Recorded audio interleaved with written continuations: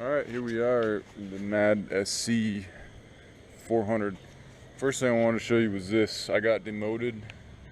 So, looks like I'm no longer a C man, I'm more of a D boy. And here's the car, about to fuel up for some mad shreddage, because how are you gonna fucking shred with no fuel? So, I'm gonna insert this into here, get some of that pressure out for fucking shredding. Got the IS250 wheels on, 255s, so I'm gonna run a 255 tonight. I was running 225s last time. They didn't even last one session, and they were Bridgestone Potenza RE760s, which are discontinued, but I got a set used, and they didn't barely last. They lasted 1.5 sessions. And I got the ATR Sport on the front right now. That is another 225 tire. Those are good. Those have been doing good on the front, but obviously, I'm more worried about the back. He's basically running the same Achilles tires. So yeah, we're head out right now, see if we can't get some fucking shreddage and fucking rip it. So see you out there. All right, an honorary of our fucking shred session. Gonna be adding a sticker right there. This is fucking Frederick Osbo Power. This will give me the ability to shred like Fred. Bathroom fucking shred it.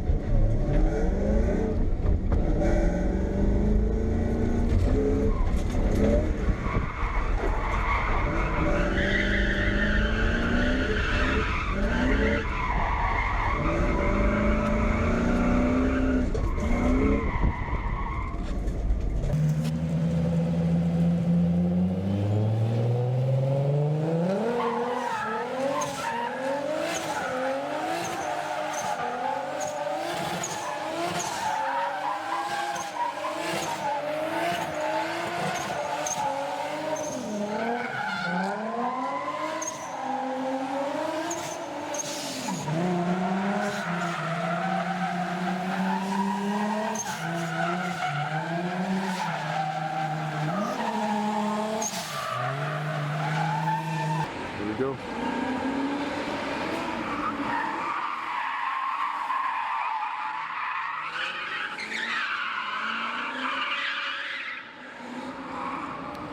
All right, here's status racing. Basically what we got going on here is just setting up a large sweep around this box and then using the side yellow poles as clipping points. I just hit it, it wasn't too bad.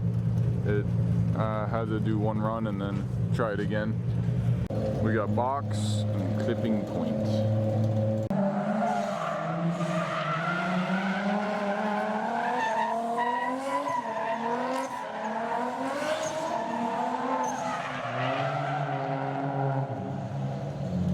You got it that time. That was a lot closer.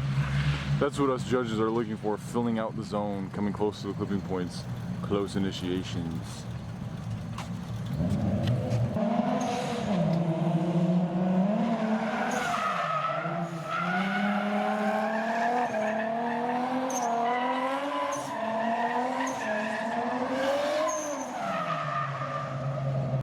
Dude, I like this spot. It gives a new dynamic because you're coming around a completely blind corner.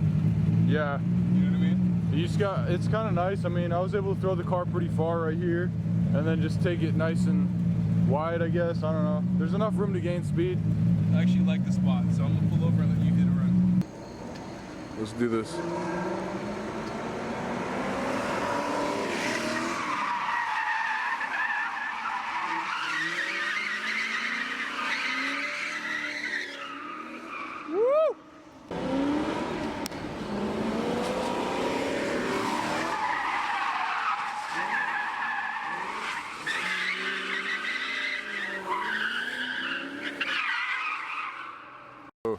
So what we were dealing with here is two different pavements. So I guess in street drifting, anybody doing that's going to be dealing with two different pavements plus the water. So basically, what happens? Inconsistent drift